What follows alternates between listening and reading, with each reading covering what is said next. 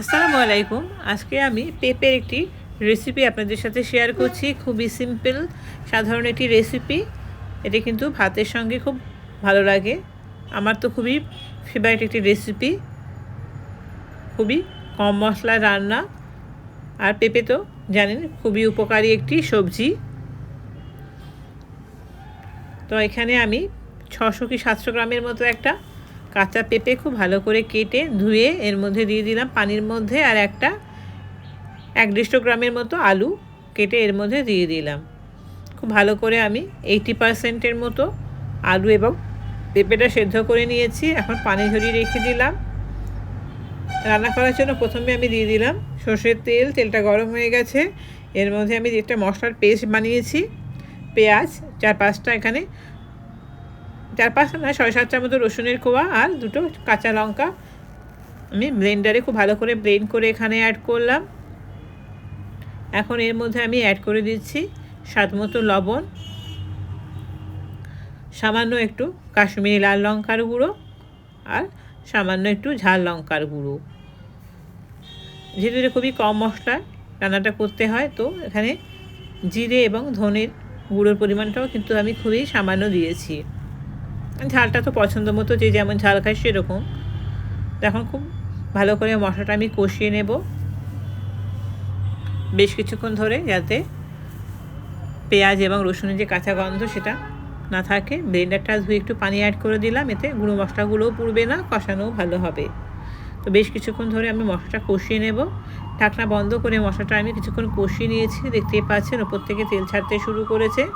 এখন কিছুক্ষণ আমি মশলাটা একটু নেড়ে চেড়ে আরও ভালো করে কষিয়ে নিচ্ছি।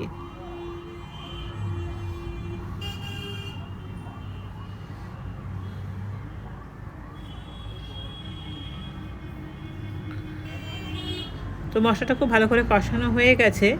এখন এর মধ্যে অ্যাড করে দিলাম আলু এবং পেঁপে, যেটা আমি সিদ্ধ করে রেখেছিলাম 80%-এর মতো। যেহেতু অলরেডি এটা সিদ্ধ করাই আছে, তো খুব বেশি কষানো এখানে প্রয়োজন নেই। হালকা একটু মশলার সঙ্গে নেড়ে চেড়ে মাখিয়ে নিলেই হয়ে যাবে। আমি হলুদ দিতে ভুলে গেছিলাম, তো এই অবস্থায় হলুদটাও দিয়ে দিলাম। এখন খুব ভালো করে একবার মিক্স করে নিচ্ছি পেঁপে এবং আলুর সঙ্গে। হাই ফ্লেমেই করছি রান্নাটা।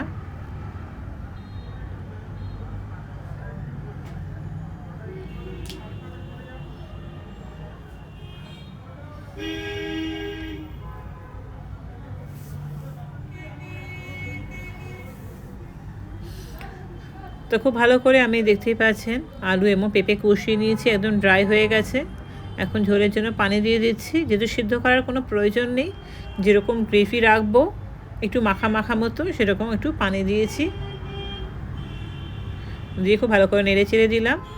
ঢাকনা দিয়ে ঢেকে কিছুক্ষণ ফুটিয়ে নিলাম। সবশেষে আমি এখন এখানে দিয়ে দেব সামান্য একটু চিনি। চিনিটা দিলে একটা কষ ভাব থাকে, সেটা কিন্তু নষ্ট হয়ে যাবে পেঁপের, আর খেতেও কিন্তু টেস্ট হবে।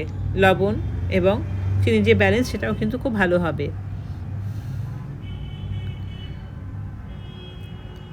তো তৈরি হয়ে গেছে আমার পেঁপের রেসিপি। সবশেষে একটা ফাটিয়ে রাখা এলাচ দিয়ে দিলাম। রেসিপিটা কেমন হলো কমেন্টে অবশ্যই জানাবেন। একবার ট্রাইও করবেন, আশা করি ভালো লাগবে।